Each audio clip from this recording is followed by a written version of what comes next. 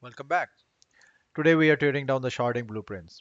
We often see the high level diagram, but understanding the mechanical reality of how to redirects traffic across physical shard is what separates a senior engineer from the rest.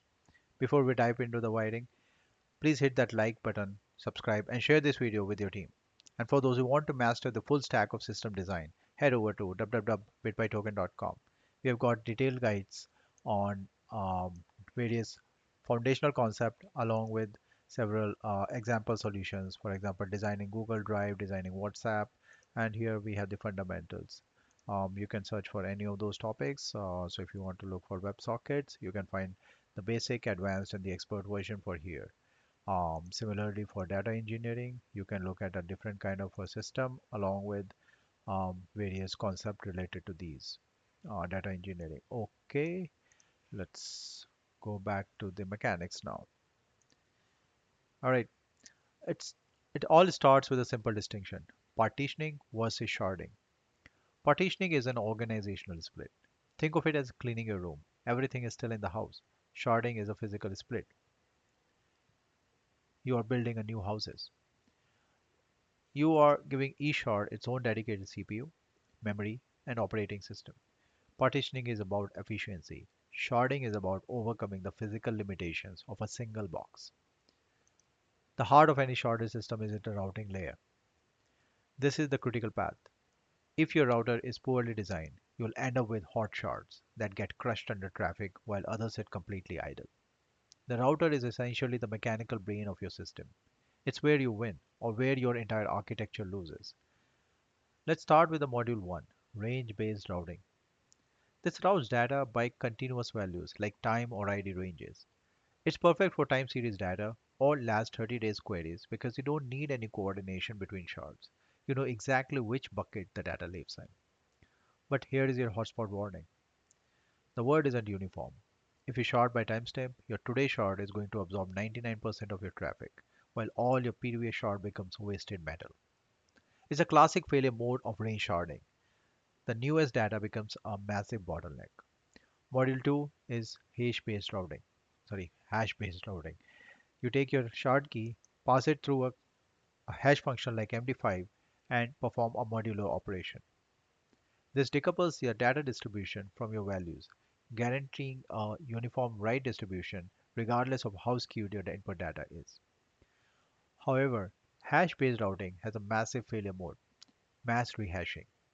If your cluster is overloaded and you add a new shard, the math changes and suddenly nearly every key in your database needs to be remapped.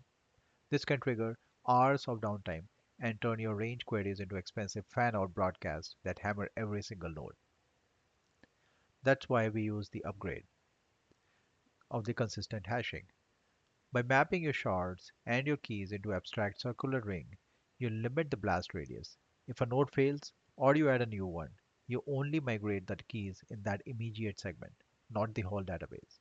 This is exactly how Amazon's DynamoDB and Apache Cassandra handle scale. Module 3 is directory-based routing. This is the maximum flexibility approach. You maintain an explicit lookup table that maps tenants or regions to specific shards. The beauty here is that moving a tenant from one region to another is just a table update. No code changes are required. But be warned, the directory is a single point of failure. Every single read and write has to consult the directory. If it dies, the whole cluster goes down. You'll need heavy mitigation strategies here, like using distributed consensus tools like Zookeeper or etcd, along with aggressive application level caching. In the real world, you don't stick to one pure strategy. You use hybrid hierarchies. You might use a directory for coarse-grained data residency to satisfy compliance, then use a hash ring inside each region for fine-grained performance. Pure strategy are for textbooks. Real enterprise systems are compositions. One of the biggest issues in sharded system is cross-shard latency. Joins don't happen on a disk anymore. They happen over the network. The fix? Co-location. Carefully choose your shard key so that the related data like a user and their orders always lands in the same physical shard. And watch out for the thundering herd. A single viral entity or a massive hotkey can overwhelm a shard despite its best math. The fix is shard key composition, adding random suffixes to hotkeys or placing a distributed key like Redis in front of the shard to soak up the pressure. To wrap up, here is what is the senior engineer's blueprint. Range is for time series, hash is for load, and directory is for flexibility. Remember, sharding creates complexity for capacity. Every choice has a failure mode, so choose your pain wisely. What's the biggest sharding challenge you have faced? Share your stories in the comments below.